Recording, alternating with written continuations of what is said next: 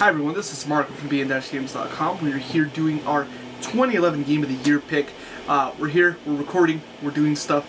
It's gonna get done. Check this out. Surprise of the Year. Saints Row 3 takes our Surprise of the Year. I personally didn't have any high hopes for it after playing Part 2. Part 2 was actually not all that great. But in this little cut-in video that we have on the site's channel, you can see that Saints Row 3 shows its quality. It takes all the nice, fun properties of Grand Theft Auto 4, you know, the expansive map, that kind of gameplay, but it does something that Grand Theft Auto 4 kind of lacked a little bit, and it's to not take itself super seriously. The game is fun. That's what it comes down to. That's why it was such a big surprise. We were expecting it to be a game that was very much in that style, but the comedy that we saw was over the top. But when you take it all in and you're actually playing it, it turns out to be one of the funnest games we played in a really long time. Yes, and there's a lot of lessons here that the new Grand Theft Auto should really take from here. You know, besides not taking itself too seriously, just to add in all those little tidbits that you know, really the fans want. Yes. It knows its fan base. It knows that its fan base is the right, appropriate age to play this, and it takes advantage of that. And a zombie mode. and a Japanese-style TV show where you kill mascots. In all seriousness, though, there are many features that this game has that Grand Theft Auto 5 will need. So Saints Row 3 is our Surprise of the Year. Yay! Parachuting! That part's creepy.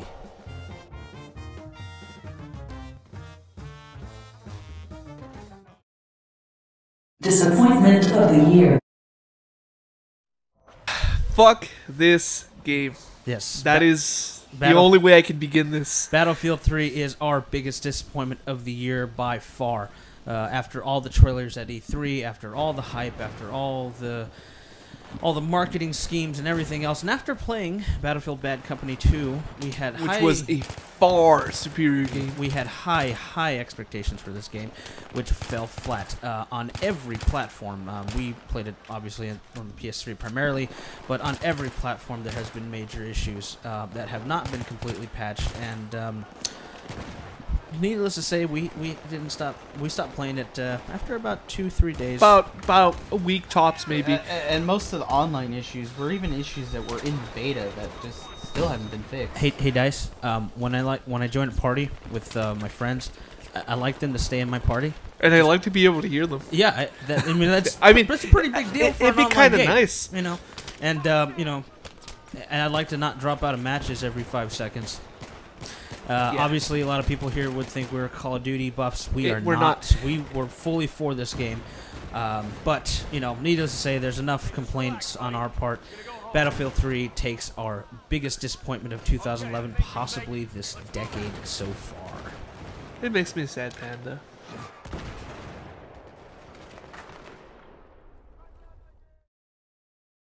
Trailer of the Year. Of all the trailers that were released last year, or 2011, because we recorded this in 2012, I think BioShock 2 is the one that really drove home the need to want to play it. Portal 2 would have possibly, was really close to taking this category, but Portal 2 came out and we got to play it. So BioShock Infinite, as it has not been released as of yet, takes the cake here because we've seen this trailer and we want to play it and we're being forced to wait. Definitely one of like my most anticipated games of 2012. Look at that, dude! You're getting shot by missiles while you're flying around the city.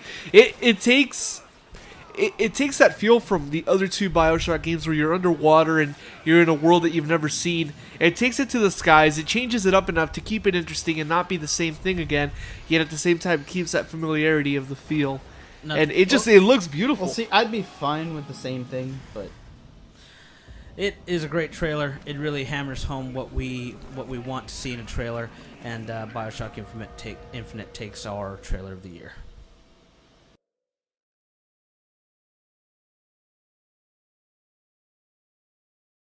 DLC of the Year.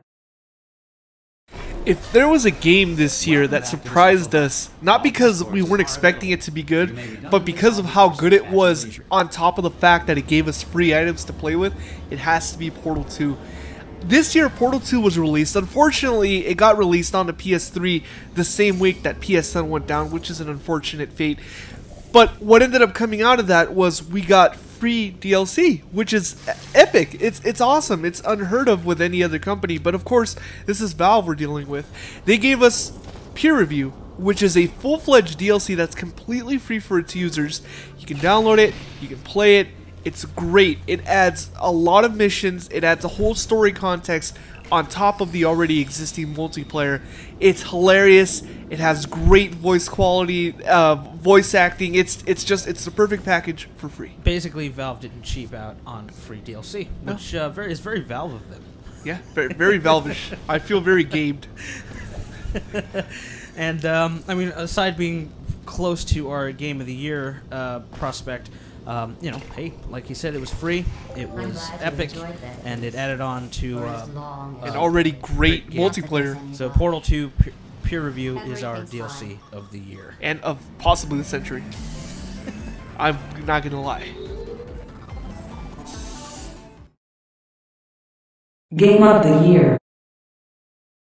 Obviously, this is the most contested field in all of them, and although Portal 2 is really close to being there, as well as Uncharted 3, Skyrim really takes the cake here, just based on all the time that we've played. And will play. And I mean, just there's too many things to say about Skyrim in general, and not enough time, especially for one of these Game of the Year things. But it really, I mean, of all the hours and all the things we've done and seen and recorded, we have, you know, at this point, 22 videos, guides, video of this particular nice little bug right here after patch 1.2. It just, you know, other than being a little buggy on each platform, it was still and is a solid experience on any platform. Now, a quick little note: while you do have a game that is buggy like this, the overall game is much better, which is what makes it better than Battlefield 3, which is just a broken game overall. Yes. Developer support. There's too many nice things we can say about this, and we're still playing it. And we'll play it for a very long time. The Elder Scrolls Fallout Skyrim 4 is our Game of the Year 2011, and we hope to see the DLC for this soon as well. Fallout 4! Also, Battlefield 3 sucks.